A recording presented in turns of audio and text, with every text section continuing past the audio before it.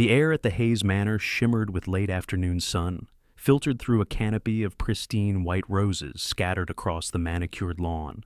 Champagne flutes chimed softly.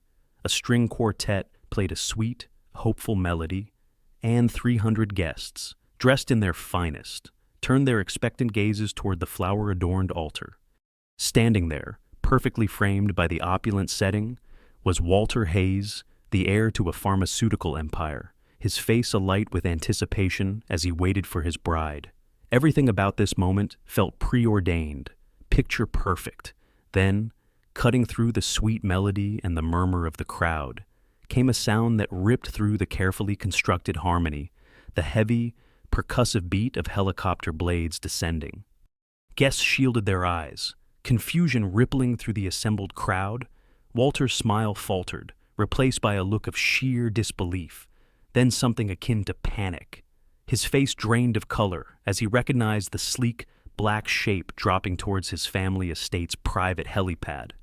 "Walter, what is it? Who is that?" Penelope Sterling, radiant in her designer gown, clutched his arm, her diamond bracelet digging into his skin. But Walter couldn't answer. The breath seemed to have left his body as the helicopter door swung open and a woman stepped out, dressed in a stark, tailored white suit.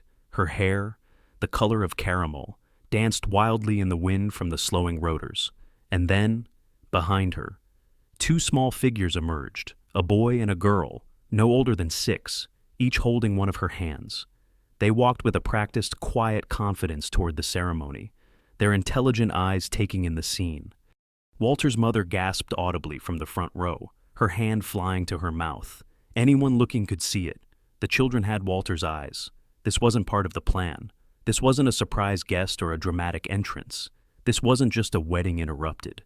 This is a story that began 6 years earlier, a story of blind trust, of ruin, and of a resilience forged in the deepest despair.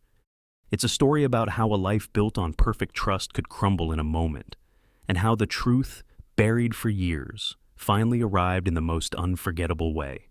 Stay with me, and let's unravel the layers of this extraordinary journey. 6 years before that helicopter landed, Eleanor Vance had everything a woman could dream of. Or so it seemed. Back then, the sprawling grounds of the Hayes Manor were simply home, a place filled with warmth, laughter, and the promise of a beautiful future.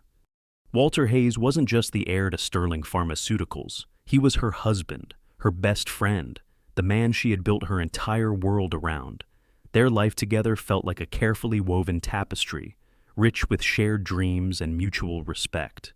Eleanor herself was a brilliant biochemist, a woman driven by a deep passion for using science to heal.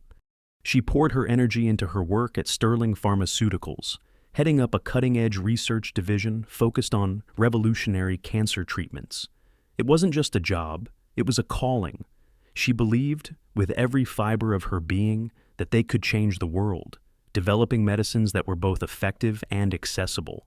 Walter supported her fiercely, often listening with fascination as she explained complex molecular structures or the latest clinical trial results. There was a profound respect between them, a recognition of each other's intellect and drive. They weren't just partners in life, they felt like partners in purpose, bound by a shared vision for the future of the company and the good it could do. Their conversations often turned to family, the next beautiful thread they planned to weave into their tapestry. They talked about nurseries, debated names, and shared quiet hopes for the children they longed to welcome into their lives. Eleanor was meticulous, even about this. She tracked cycles, read up on everything, and felt a deep, natural readiness for motherhood. It felt like the perfect next step in their perfect life. Walter relied heavily on his childhood friend, Arthur Sterling, who served as the company's chief financial officer. Arthur was always around, seemingly loyal and dedicated, a constant presence in their social circle. He'd often join Walter for a drink after work, discussing business, life, everything. One evening, during a charity gala shimmering under the estate's evening lights, Walter watched Eleanor across the crowded ballroom. She was captivated, discussing her latest research with a prominent figure in the medical field, her face animated, her passion clear. She wore an emerald gown that night, The color seemed to capture her vibrant spirit perfectly. Arthur appeared beside Walter, 2 whiskeys in hand, a casual smile on his face. "Quite something, isn't she?" Arthur remarked, following Walter's gaze. "You're a lucky man, Walter." Walter accepted the drink, a genuine smile softening his features. "Don't I know it? And her clinical trials, showing incredible results. The boards are thrilled." Arthur's smile tightened just a fraction, almost imperceptibly. "Fatherhood, huh, that'll change everything."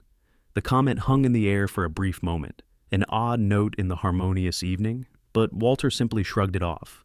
It's easy to look back at moments like these and think, how did they not see the cracks forming? But sometimes, the most dangerous threats aren't the ones you see coming.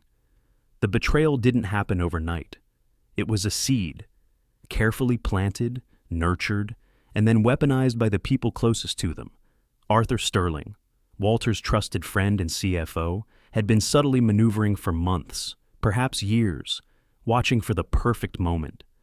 And that moment arrived as Walter and Eleanor were excitedly planning their family, making themselves vulnerable in their happiness. While Walter was consumed with running the public face of Sterling Pharmaceuticals, and Eleanor was deep in her groundbreaking research, Arthur and his sister, Penelope, were meticulously crafting a web of deceit. They exploited Walter's absolute trust in Arthur, perhaps even his own insecurities, remnants of past pressures or losses he carried. They hired someone, a professional, to create a digital ghost, intimate text messages appearing to be from Eleanor's phone, explicitly detailing an affair with a man named Michael. It was a cruel, calculated performance designed to hit Walter where he was most vulnerable, his pride and his belief in the perfect life he shared with Eleanor. The trap was sprung late one evening. Eleanor stepped out of their opulent ensuite bathroom at the Hayes Manor, wrapped in her robe, feeling content and loved. She found Walter sitting on the edge of their bed, her phone in his hand. His face was a mask she didn't recognize, contorted with a raw, blinding rage and a look of utter betrayal. "Walter, what is it? What are you doing with my phone?" she asked, a knot of unease tightening in her stomach. "Don't you lie to me, Eleanor." His voice was dangerously quiet, a low growl. He thrust the phone towards her, the screen displaying messages she had never typed, words that felt alien and horrifying, explicit plans for meetings, hushed rendezvous. 3 months. "Eleanor, you've been seeing him in our bed while I was traveling." Eleanor's brow furrowed in confusion, then sheer terror. "Michael? I don't know any Michael, Walter. I've never seen these messages before." Her hands trembled as she scrolled through the conversation, her own number staring back at her, yet containing a life that wasn't hers. It was impossible. It had to be some terrible mistake. "Your perfume was on his clothes," Walter spat, standing up, running a hand through his hair, his eyes wild. He knew things about the house, things only someone who'd been here would know. Arthur found him. The private investigator confirmed everything. Eleanor's mind reeled, grasping for logic, for an explanation in the face of this madness. "Walter, these are fake. Someone planted these messages. I would never." Just then, the bedroom door opened, and Arthur Sterling entered without knocking, his expression somber, a picture of concerned friendship. "They found these in her car?" "Walter," he said, his voice low, handing Walter a small bag. Inside, a man's watch and a hotel key card. "I've never seen those before." Eleanor cried, reaching out towards Walter, pleading with her eyes. He jerked away as if her touch would burn him, his face hardening into something cold and remote. "Get out," he whispered, the words barely audible. Then, louder, with devastating finality. "Get out of my house. Walter, please, I'm your wife. I love you." Tears streamed down her face, blurring the image of the man she loved turning into a stranger. "Think logically. Why would I cheat? We were trying for a baby." But rational thought had abandoned him. It was replaced by a primal rage, fueled by what appeared to be irrefutable evidence, expertly planted by someone he trusted completely. In moments of intense emotion, how easily we can turn away from the truth, especially when it's presented by someone we desperately want to trust. And with trust shattered, the fall was swift and brutal. One moment, she was the cherished wife, standing in the luxurious bedroom of the Hayes Manor, pleading for the man she'd love to listen. The next, she was standing on the cold, sweeping driveway, wearing only a thin nightgown, the heavy oak doors of her home closing behind her with a sound that felt like a final, shattering pronouncement. Security guards, faces impassive, watched as household staff, looking uncomfortable and avoiding eye contact, hastily packed a few suitcases and threw them into the trunk of a car. Walter watched from the balcony above, a stone mask of a face, with Arthur Sterling standing beside him, a hand on his shoulder in a gesture of false comfort. "Your access cards have been deactivated," the head of security said coldly, his voice devoid of warmth. "Your accounts will be frozen by morning. Mr. Hayes suggests you don't try to contact him or anyone at the company." The rain began to fall then, cold and indifferent, mirroring the storm raging inside Eleanor. She sank into the driver's seat of the car, not knowing where to go, gasping for breath between sobs that tore through her chest. Her phone buzzed relentlessly, an email notification. Access to her email revoked. Another buzz. Building access terminated. A third. A preliminary notice of divorce proceedings. 5 miles from the estate, pulled into a 24-hour pharmacy parking lot. Eleanor sat trembling under the harsh fluorescent lights. This couldn't be happening. This was a nightmare. There had to be some explanation. Someone must have set her up. But who and why? Her mind, despite the chaos, went to Arthur Sterling's strange behavior over the past months, the subtle ways he seemed to appear whenever she and Walter disagreed, the quiet suggestions that maybe she was working too much, traveling too often. A wave of nausea hit her then, sharp and intense, a familiar sensation from the past few mornings she'd dismissed as stress. With shaking hands, she stumbled into the pharmacy, her eyes scanning the aisles through a blur of tears. She bought a pregnancy test. 3 minutes later, standing in the sterile, cold bathroom of the pharmacy, staring at the positive result, Eleanor Vance's world, already shattered, completely collapsed, pregnant, homeless, facing a vicious divorce orchestrated by someone she now knew had been plotting this for months. She drove aimlessly for a while, the car her only shelter. As dawn broke, she found herself parking near the towering building of Sterling Pharmaceuticals, a desperate, irrational urge to make Walter listen, propelling her forward. But security intercepted her before she even reached the door. "Mr. Hayes doesn't want to see you. Mrs. Hayes," the guard said, uncomfortable but firm. "Tell him I'm pregnant," she pleaded, her voice hoarse. "Please, just tell him that." 10 excruciating minutes later, the guard returned. "Mr. Hayes says, given your infidelity, he has no reason to believe the child is his. His lawyer will contact you about a paternity test after the birth." Eleanor's knees buckled at the sheer cruelty of it. Through the glass doors, she could see Arthur Sterling watching from the lobby, his expression unreadable, confirming the cold dread twisting in her gut. That afternoon, her credit cards were canceled. By evening, her closest friends, part of Walter's social circle, had stopped returning her calls. By nightfall, she was sleeping in her car in a quiet corner of a department store parking lot, 7 weeks pregnant, completely alone, with nowhere to go and no one to turn to. When everything you thought was stable disappears, what do you hold on to? Perhaps, sometimes, it's the smallest, most unexpected life growing within you. She didn't know it then, curled up in the cramped driver's seat, but the ultrasound she would manage to get 2 weeks later would reveal an even greater shock twins. But even in the darkest times, hope can find its way through, often in the most unlikely forms. But even in the darkest times, hope can find its way through, often in the most unlikely forms. Eleanor spent several more days feeling utterly lost, drifting in her car, the reality of being alone and pregnant crashing over her in waves. She rationed what little cash she had, surviving on stale crackers and bottled water, the parking lot becoming her new, grim address. She felt invisible, a ghost haunting the edges of a life she no longer had. One morning, huddled in the driver's seat, feeling wretchedly sick, she had to pull over in a quiet suburban street. As she doubled over, a car stopped nearby. A woman got out, older, with kind but direct eyes and a no-nonsense demeanor. It was Beatrice Simmons. "Well now," Beatrice said, walking over cautiously, observing Eleanor with a steady gaze. "You look like you're either pregnant or dying, dear.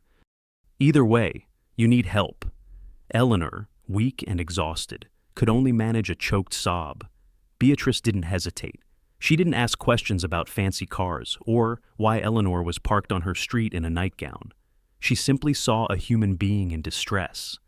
Beatrice was a widow, she later shared, who had lost her only daughter to a long illness years ago. There was a quiet understanding in her eyes, a depth of experience that bypassed judgment. She offered Eleanor her daughter's old room, a simple, quiet space filled with the echoes of a life loved and lost.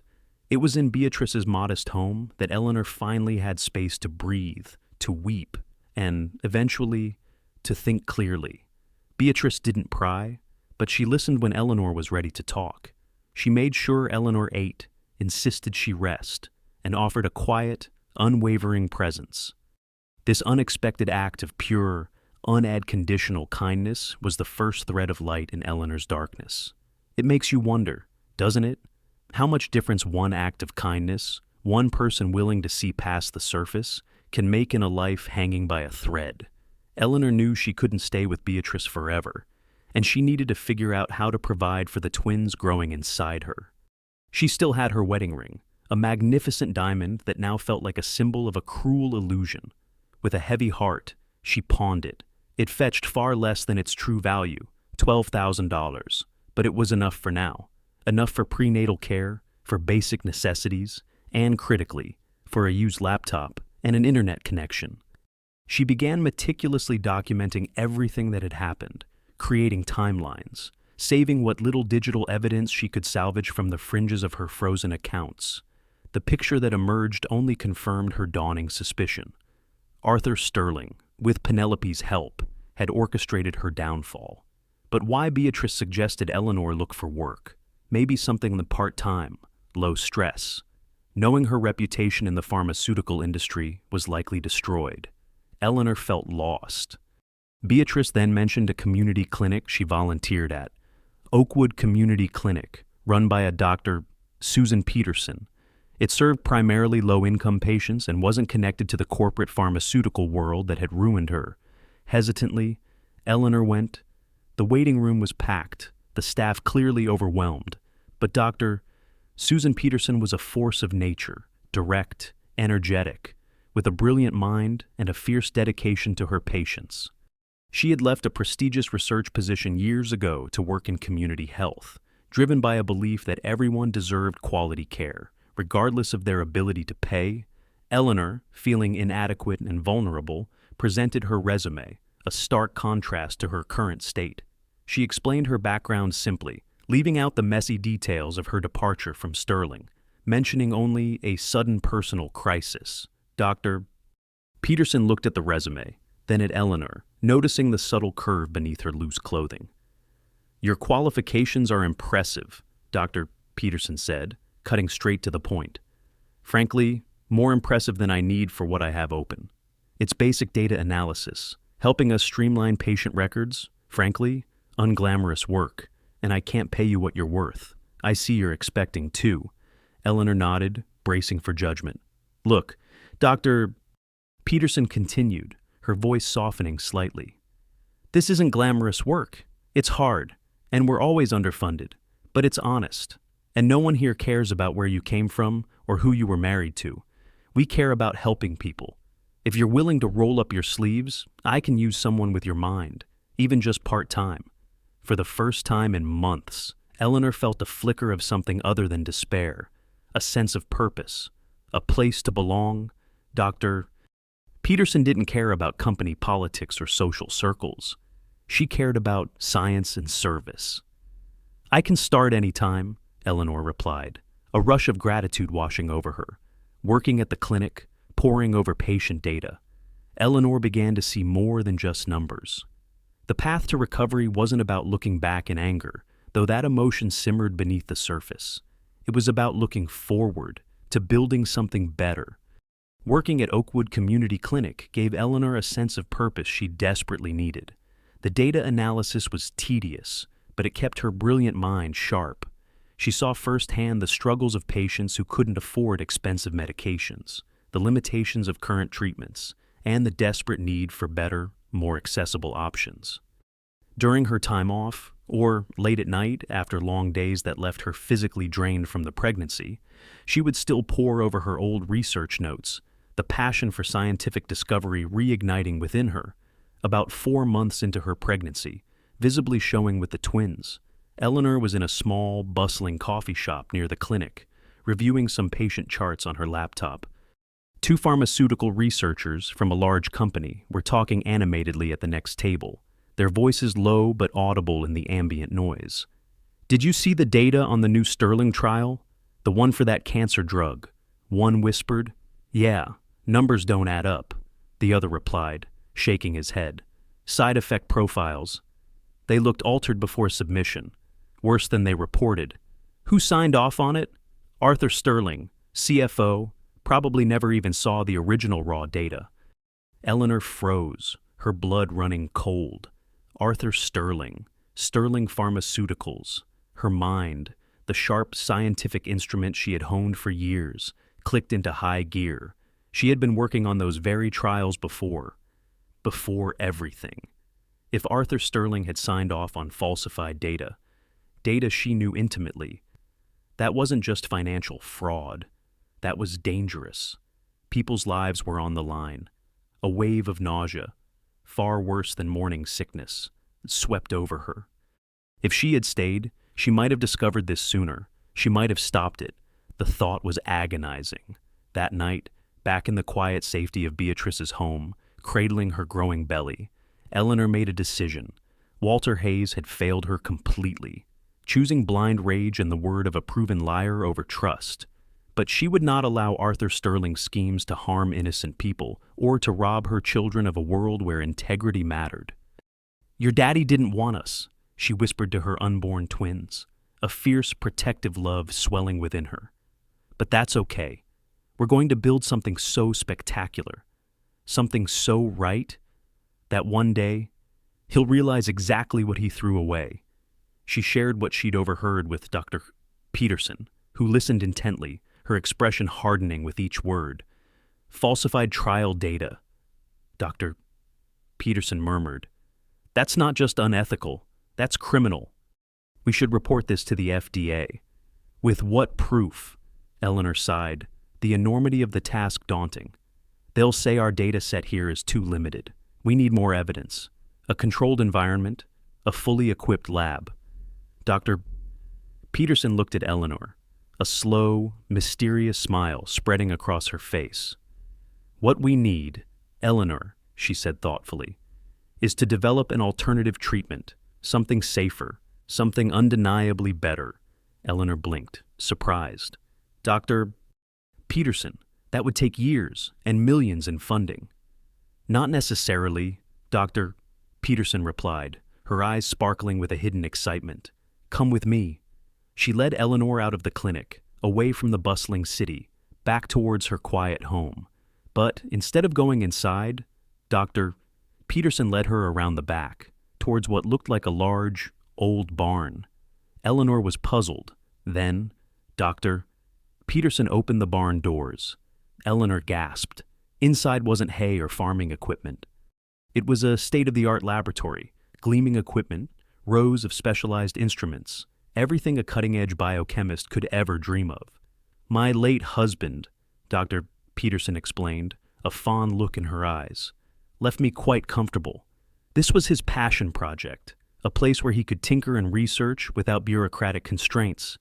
After he passed, I couldn't bring myself to dismantle it. I've used it for my own research after hours, things the big companies won't touch, treatments for rare diseases, affordable alternatives to expensive medications." She gestured around the lab with pride. No corporate oversight, no shareholders demanding quarterly profits at the expense of safety. Just pure science. Dr. Peterson turned to Eleanor, her gaze intense. "Your previous work on cancer treatment protocols was groundbreaking. Eleanor, I've followed it. What would you do? If you had the freedom to continue that research your way, the question wasn't just theoretical, it was an invitation.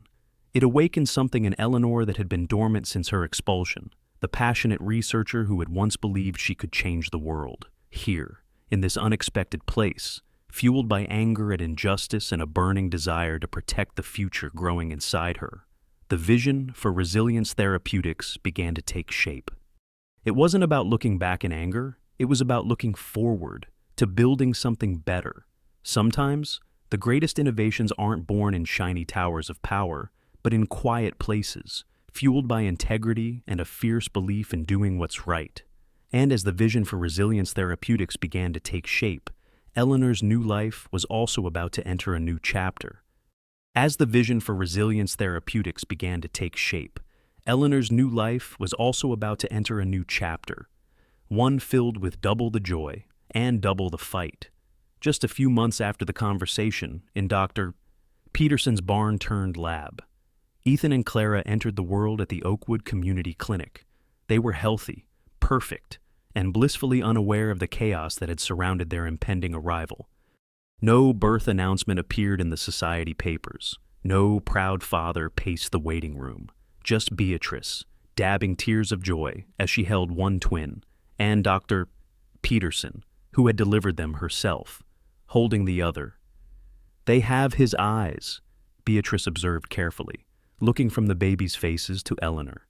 "Yes," Eleanor agreed, a complex mix of emotions swirling within her as she studied her son's serious expression and her daughter's curious gaze. "Hopefully, they have my common sense too." Recovery from the birth was complicated by emotional exhaustion, but Eleanor allowed herself only 2 weeks before she was back in Dr. Peterson's lab, the twins sleeping nearby in a portable crib, balancing building a company from the ground up with raising twins alone. It wasn't easy. It was heroic. Days blurred into weeks, weeks into months. Eleanor worked tirelessly, fueled by strong coffee, sheer determination, and the boundless love for her children. Beatrice and Dr. Peterson became invaluable anchors, helping with child care, offering support, and cheering Eleanor on. The lab, once her husband's private retreat, now echoed with the coos and cries of infants, the quiet hum of the equipment, and the furious typing of Eleanor's fingers as she refined her research. She focused on developing a cancer treatment with significantly fewer side effects than the one Sterling Pharmaceuticals was pushing. The one she knew had flawed data. It was a race against time, against injustice, and against the physical and emotional toll of her circumstances. There were moments of crushing exhaustion, of doubting whether she could truly do this, raise 2 children and build a pharmaceutical company with limited resources and a black mark against her name. But then she would look at Ethan and Clara, their tiny faces serene in their sleep, or watch them reach for her with trusting hands, and the wellspring of determination would replenish. Resilience. Therapeutics wasn't just a company. It was a promise of a better future for her children, built on integrity and a genuine desire to help others. The breakthrough came when the twins were 8 months old. Eleanor had created a compound that showed remarkable efficacy against aggressive cancers in preliminary tests. While maintaining a benign side effect profile, Dr. Peterson was ecstatic, reviewing the data with wide eyes. "This is extraordinary. Eleanor, truly, you need to patent this immediately." Patents required money, substantial money, and lawyers, things Eleanor was still short on. "I barely have enough to cover diapers. Susan," she laughed bitterly, "we'll figure it out." Dr. Peterson countered, her voice firm. "More importantly, this discovery deserves to reach patients. It needs a company behind it." Eleanor's heart sank a little. What company would work with Walter Hayes' discarded wife, a woman publicly accused of infidelity? Dr. Peterson gave her a long, measured look. "A new one you create yourself." The idea seemed preposterous. Eleanor had no business experience, no industry contacts beyond the ones who had abandoned her. But Dr. Peterson was persistent, eventually revealing her own secret. She had been quietly investing in promising biotech startups for years, using her inheritance. I'm prepared to provide the seed funding for Resilience Therapeutics, she told Eleanor. My only conditions are that you maintain complete scientific control and that the medications we develop remain affordable and accessible to those who need them most. Eleanor was stunned. Why would you do this for me? She asked, suspicious after months of betrayal. Because 20 years ago, Dr. Peterson answered simply, her gaze steady. I was you, brilliant, betrayed, underestimated. The man who did it to me went on to become a pharmaceutical giant, selling medications at 20 times their production cost. I've spent 2 decades looking for someone who could help me change that system. You, Eleanor, are that someone? Consider this my investment in the next generation. She smiled, glancing at Ethan and Clara playing on a blanket nearby. Resilience Therapeutics was born in Dr. Peterson's barn laboratory. Eleanor used her maiden name, Vance, to avoid immediate association with Sterling Pharmaceuticals. Their first patent application went through without a hitch. Arthur and Penelope Sterling remained completely unaware that the woman they had ruined was quietly building a rival company, fueled by scientific integrity and a fierce mother's love. Parenting alone is a challenge. Building something from scratch is a challenge. But when you do both simultaneously, it reveals a strength you never knew you had. As Ethan and Clara grew, so did Resilience Therapeutics, quietly becoming a force to be reckoned with. As Ethan and Clara grew, so did Resilience Therapeutics, quietly becoming a force to be reckoned with. While Walter Hayes was distracted by the gleaming surface of his life, the charity galas, the board meetings, the endless social obligations with Penelope Sterling, a quiet revolution was brewing beneath, built on the very principles Sterling Pharmaceuticals was starting to abandon. Dr. Peterson's industry contacts, built over decades of ethical practice and genuine connection, proved invaluable.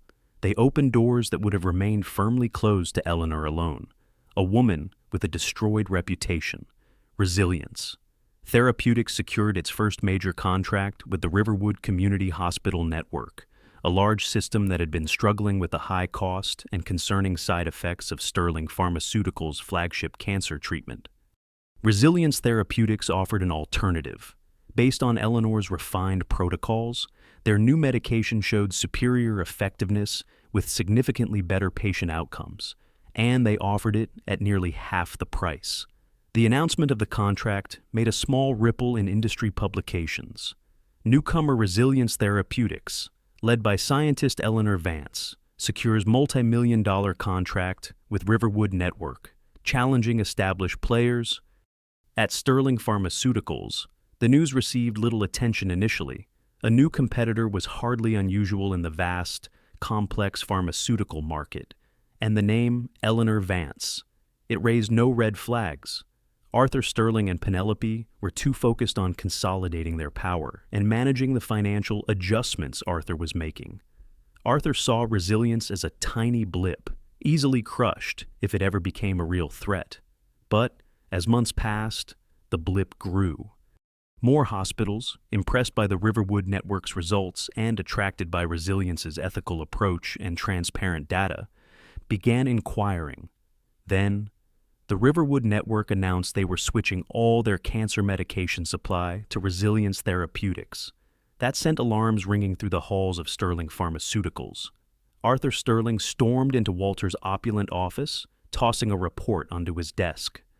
Walter, increasingly detached from the scientific work that had once passionate him, barely looked up from a social calendar marked with upcoming events with Penelope. "We just lost Riverwood, Walter," Arthur snapped, his face tight with frustration, "to some startup called Resilience Therapeutics. That's $30 million in annual revenue, gone." Walter finally looked up, a flicker of annoyance in his eyes.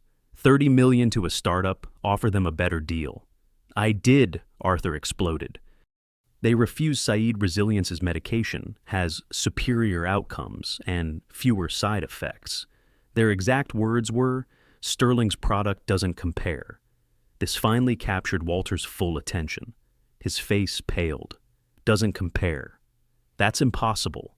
Our R&D team has been working on that formulation for years." Arthur's tone was carefully calibrated, suggesting incompetence elsewhere rather than his own sabotage. Well, apparently this Eleanor Vance person solved in 2 years what our team couldn't manage in 5. Eleanor Vance? Walter frowned. The name stirred something in his memory, a faint, almost forgotten echo. No one knows much about her, Arthur continued smoothly, deliberately keeping Eleanor's true identity hidden. She emerged from nowhere about 3 years ago, very private, never gives interviews, but her science is apparently exceptional. He watched Walter carefully, a hint of unease in his eyes. If Walter ever looked too closely... I want to meet her, Walter decided, his competitive spirit flaring. Set up a dinner. Perhaps we should consider acquiring this resilience, rather than competing with it. Arthur's expression tightened almost imperceptibly. I'll try, but my sources say she refuses most meeting requests, especially from larger pharmaceutical companies. She's independent. Everyone has their price. Arthur, Walter replied dismissively, returning to his social calendar, where Penelope had marked several important charity galas they would attend together. Meanwhile, across the city, in Resilience Therapeutics' modest but growing headquarters, no longer the barn, but a small, professional office space. Eleanor sat at her desk. Ethan and Clara colored quietly in a small play area nearby. A constant, gentle presence. She reviewed the latest financial projections, a small, satisfied smile playing on her lips. Sterling lost another contract today, her assistant mentioned, placing fresh reports on her desk. Riverwood Network, their stock dropped 8%. Eleanor allowed herself a quiet moment of triumph. This wasn't revenge in the traditional sense. It wasn't about tearing Walter down, or even Arthur and Penelope. It was about building something ethical, something that actually helped people. It was about proving that integrity and patient care could win, even against greed and deceit. It was about creating a legacy for Ethan and Clara, a company built on their mother's true values, not on the ruins of a broken past. Is true success measured by the size of your empire, or by the impact you make on people's lives? It's a question worth pondering, but the quiet rise was just the prelude to the reckoning. The quiet rise of Resilience Therapeutics was a victory forged in silent struggle, a testament to Eleanor Vance's brilliance and determination. But it wasn't enough to simply build something good. Arthur and Penelope Sterling were still operating Sterling Pharmaceuticals, their fraud potentially endangering countless lives, and they were living a life built on a lie that had destroyed Eleanor's. While Arthur worried about losing multi-million-dollar contracts, unaware of the true identity of Eleanor Vance, a different kind of calculation was happening in Eleanor's quiet office. The date for Walter Hayes' wedding to Penelope Sterling was announced in the society pages. Eleanor saw it and felt a cold knot form in her stomach. May 15th. Her eyes scanned the date again. May 15th. The exact date, 6 years ago, when security guards had escorted her, pregnant and heartbroken, from the Hayes Manor. It wasn't a coincidence. It was a deliberate act of psychological cruelty, a final attempt by Arthur and Penelope to erase her existence from Walter's life, to mark the anniversary of her humiliation with their triumph. The calculated cruelty of it ignited a different kind of fire within Eleanor, sharper and colder than the initial shock. When faced with profound injustice, what drives you? Is it revenge? Or the unwavering need to reclaim your truth, not just for yourself, but for those who depend on you? Eleanor had spent 6 years building, healing, protecting her children, but seeing that date, knowing the lie Walter still lived under, and knowing the deeper, more dangerous lies Arthur Sterling was perpetrating within Sterling Pharmaceuticals, the falsified data endangering patients, solidified her purpose. This wasn't just about her anymore. It was about justice for the patients, for the employees Arthur had likely manipulated or silenced, and for her children, who deserved to know the truth about who their father was, and who had tried to erase them from his life. Over the past few years, Eleanor had quietly cultivated her own network. One key contact was Frank Miller, a former financial analyst at Sterling Pharmaceuticals, who Arthur Sterling had unceremoniously fired when Frank started asking too many questions about certain irregularities. Frank, disillusioned but honest, had stayed in touch with Eleanor after hearing whispers of her quiet success with Resilience. He trusted her integrity. Working discreetly, Frank had continued digging, accessing public filings and using his knowledge of Sterling's internal systems to uncover startling discrepancies. A report arrived, encrypted, on Eleanor's laptop. Frank's latest findings, unaccounted for funds, large sums, suggesting at least $50 million, moved through complex offshore accounts tied back to Arthur Sterling. It was clear, irrefutable evidence of massive financial fraud.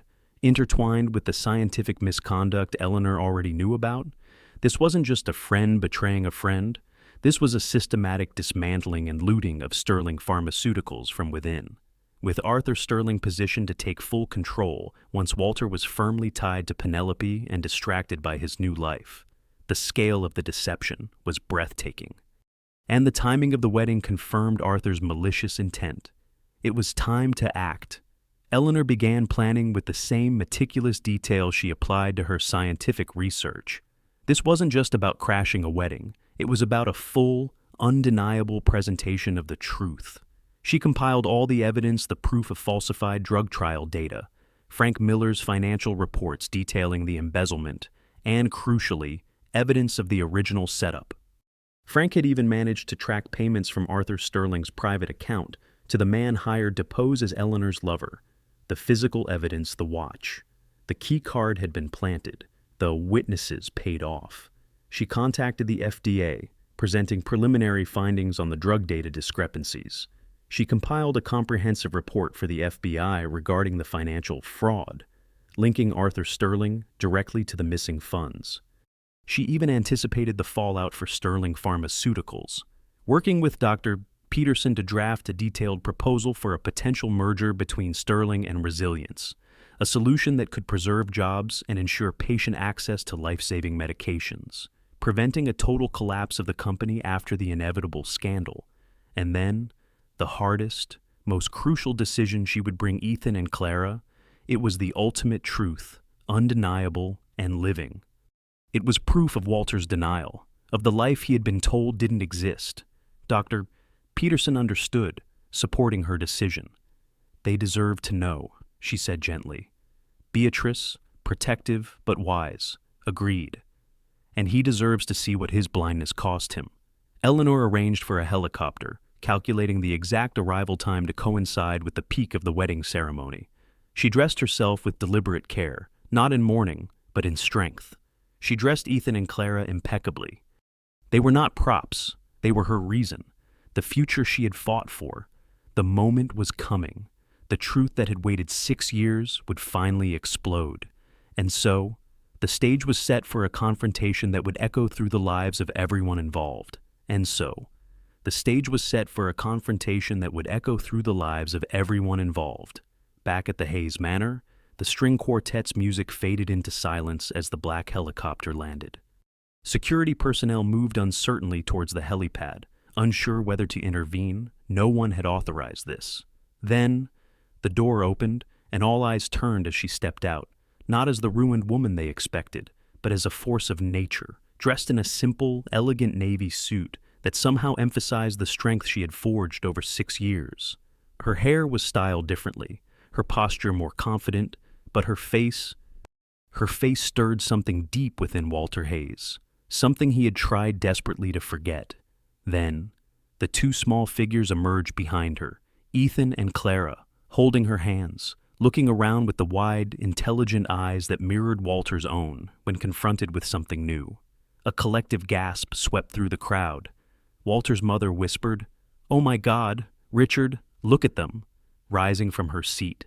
Walter's father stood as well, his face pale with shock. "They have his eyes?" Walter's eyes. Murmurs spread like wildfire through the assembled guests.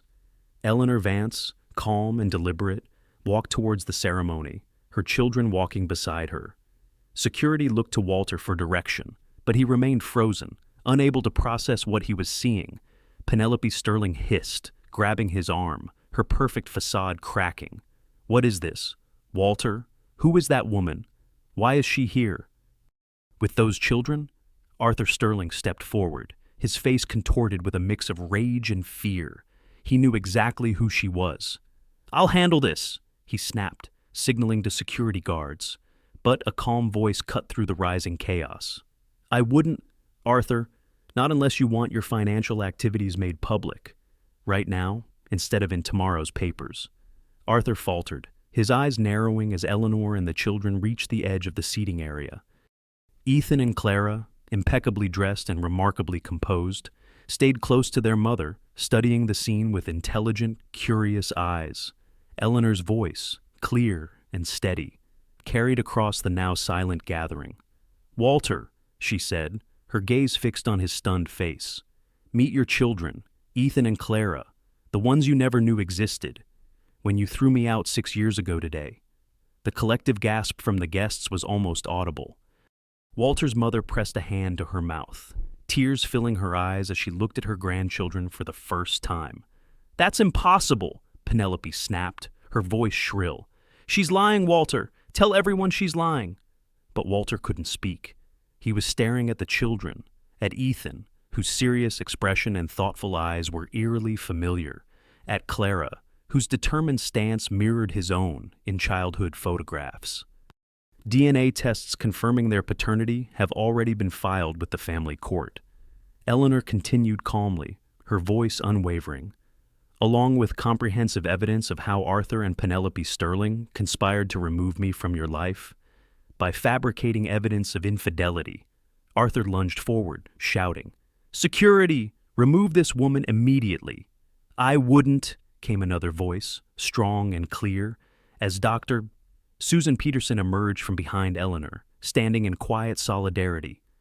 "Not unless Sterling Pharmaceuticals wants the FDA to receive our complete file on the falsified side effect profiles of the cancer drug Renol tonight instead of next week." The crowd erupted into confused conversations, whispers, gasps of shock. Walter's parents, ignoring the bewildered security guards, pushed past to approach the children. His mother knelt, despite her expensive dress, tears streaming down her face. "Hello," she said softly, her voice trembling. I would be your grandmother." Clara, ever the bolder of the twins, studied the older woman carefully before replying. "You look like the pictures Mom keeps in our memory box." This simple statement, revealing that Eleanor had ensured the children knew their paternal family despite everything, seemed to break something in Walter's mother. She began to cry openly, reaching out a tentative hand that Clara accepted with surprising grace. Walter finally found his voice, hoarse and disbelieving. "Eleanor, how?" "When I was 7 weeks pregnant," she replied, her tone measured, containing immense pain but no accusation. "I tried to tell you. Your security guards delivered the message. You said you wanted a paternity test after the birth, but no one ever contacted me." Walter turned to Arthur, confusion warring with a dawning horror on his face. "What is she talking about?" "Arthur, I never received any message about a pregnancy." Arthur's expression hardened, a desperate attempt to regain control. "She's lying. Walter, this is obviously some elaborate scheme to what? Eleanor disrupt the wedding. You specifically scheduled it for the anniversary of my expulsion." Eleanor interrupted, her voice quiet but devastatingly effective. "To reveal that you and Arthur have embezzled over $80 million from Sterling Pharmaceuticals? Or perhaps simply to inform Walter that I'm the Eleanor Vance he's been trying to meet, the founder of Resilience Therapeutics, that's been steadily taking his market share for the past 3 years." The revelations landed like physical blows. Walter staggered back, looking from Arthur to Penelope, then back to Eleanor and the children, who stood calmly amid the chaos they had initiated. "This is absurd," Penelope declared, though her voice trembled slightly. "Walter, she's clearly disturbed. We need to have her removed." "Actually," came a new voice from the back of the gathering, calm and authoritative, "I think we'll be removing you, Miss Sterling and Mr. Sterling." Two individuals in dark suits approached, displaying federal badges. "FBI, We have questions about certain financial transactions between Sterling Pharmaceuticals and offshore accounts. In your name, Arthur?" As the federal agents escorted a protesting Arthur and Penelope Sterling away from the ceremony, the wedding guests began to disperse in confused, scandalized groups. Some lingered, unwilling to miss the dramatic conclusion to what had started as a simple society wedding. Justice denied can feel unbearable, but the moment truth prevails, even after years, is a powerful reminder that what is hidden in darkness will eventually be brought to light. With the dust settling, a new, unexpected chapter began for everyone, starting with the quiet, hesitant steps towards a different kind of family. The wedding was over. The villains were gone. Arthur and Penelope Sterling, their faces pale and furious, were escorted away by the FBI. Their meticulously crafted facade crumbled in an instant. The bewildered guests began to melt away, leaving behind a stunned silence on the grounds of the Hayes Manor. But for Walter, Eleanor, and the children, the real work was just beginning, building a bridge across 6 years of loss and misunderstanding. Walter approached Eleanor and the children slowly, as if in a trance. He knelt before Ethan and Clara, studying their faces with a raw mix of wonder and devastation. "Hello," he said, his voice thick with emotion, directed at two small strangers who looked undeniably like him. Ethan, the more cautious twin, partly hid behind Eleanor's leg, his intelligent eyes fixed on Walter, but Clara met his gaze directly, her expression curious and open. "You look like your pictures too," she informed him matter-of-factly. "But Mom's are from when you were happier." Walter's eyes filled with tears at her simple, innocent observation.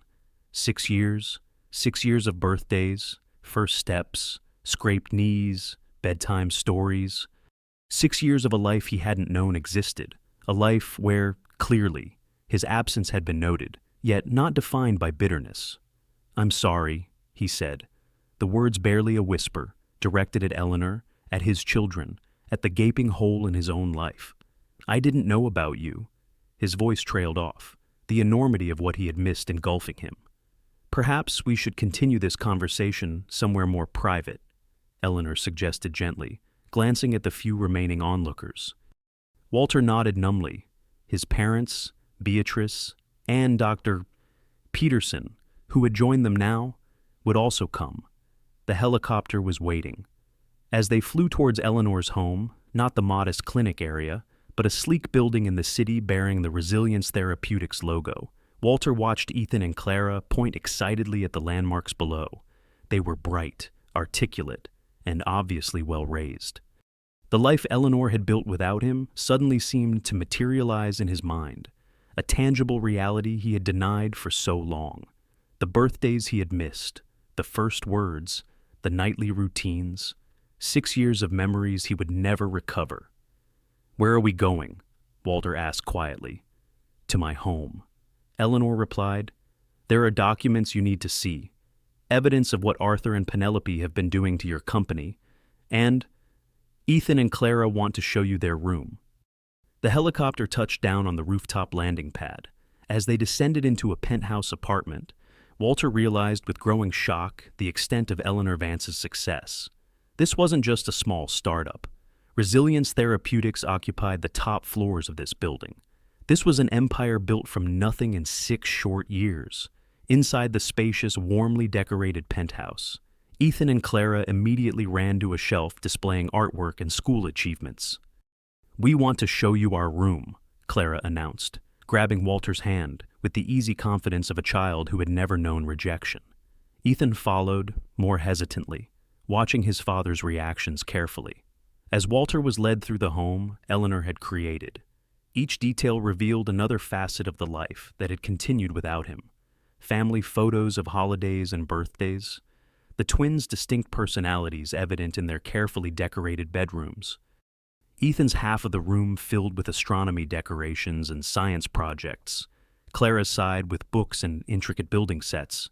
On Ethan's shelf, Walter noticed a small box labeled in a child's handwriting. "Dad, can I show him?" "Mom," Clara asked as Eleanor appeared in the doorway. At Eleanor's nod, Clara retrieved the box and opened it, revealing a collection of newspaper clippings, photographs, and even the announcement of Walter and Eleanor's wedding from years before. "Hey, Mom made this," Clara explained simply, as if it were the most natural thing in the world. "So, we would know you," she added. "She said you were very smart, and that's why we're smart too." Walter looked up at Eleanor, speechless. Despite everything he had done, or failed to do, she had ensured his children knew him, at least in some capacity.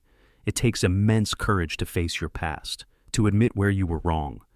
But the possibility of building something new, something real, is always there, waiting. "I'll give you some time with them," Eleanor said quietly, sensing his emotional overload. "When you're ready, we need to discuss Arthur's activities. Your parents are in the living room." Walter's parents were indeed there, sitting awkwardly on a sofa in the stylishly appointed living room, still stunned by the day's revelations. Beatrice Simmons and Dr. Susan Peterson were with them, offering quiet support. Walter's father, Richard Hayes, a formidable businessman in his own right, looked utterly lost as he accepted a cup of tea from Eleanor. "How could we not have known?" he asked, his voice heavy with regret, looking towards the hallway where the children's laughter could occasionally be heard. "Our own grandchildren." "Arthur was very thorough," Eleanor replied without bitterness. "He intercepted communications, falsified documents, and ensured Walter received only the information that served his purposes." Walter entered the room, visibly emotional from his time with Ethan and Clara. "They're incredible," he said simply, looking at Eleanor with new eyes. "How did you do it, raise them so well, while building a company from nothing?" "I had help," Eleanor replied, glancing towards Dr. Peterson and Beatrice. "Dr. Peterson, for one, and Beatrice, who took me in when I was homeless and pregnant." "Homeless," Walter's mother repeated, aghast. "Yes," Eleanor confirmed, her tone clinical rather than accusatory. "When Walter ordered me removed from our home, my accounts were frozen, my credit cards canceled, and my reputation destroyed. I slept in my car for 2 weeks before Beatrice found me, vomiting in a parking lot from morning sickness." The stark reality of what Eleanor had endured hit Walter like a physical blow. I never knew," he whispered. "Arthur told me. He told me you'd moved in with your lover." "There was no lover, Walter," Eleanor said quietly. "There was only me, pregnant with your children, trying to survive, while Arthur Sterling systematically destroyed everything they had built together. Eleanor had been doing something far more powerful." Walter sank into a chair, head in his hands. The evidence Eleanor presented, the texts, the watch, the witness accounts, all fabricated. She opened another file on her laptop.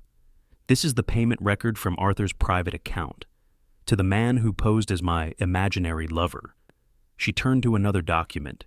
"And this is the restraining order, supposedly filed by you, that prevented me from approaching you about my pregnancy." Walter stared at the document in horror. "I never filed this. I would never." "Arthur forged your signature, Walter," Eleanor explained, "just as he did on numerous company documents authorizing the release of medications despite concerning test results. As the full extent of Arthur and Penelope Sterling's betrayal became clear, Walter appeared to physically age before their eyes. His parents looked equally devastated. "Why didn't you expose them sooner, Eleanor?" Richard Hayes finally asked. "With evidence this comprehensive, you could have cleared your name years ago." Eleanor considered her answer carefully. "At first, survival was my only concern. Then, protecting Ethan and Clara became paramount. By the time Resilience was established, enough for me to consider confrontation. I had to weigh the impact on innocent Sterling employees and patients." She met Walter's gaze directly. "I never wanted to destroy the company, Walter, or harm those who depended on it." Walter looked at her with new understanding.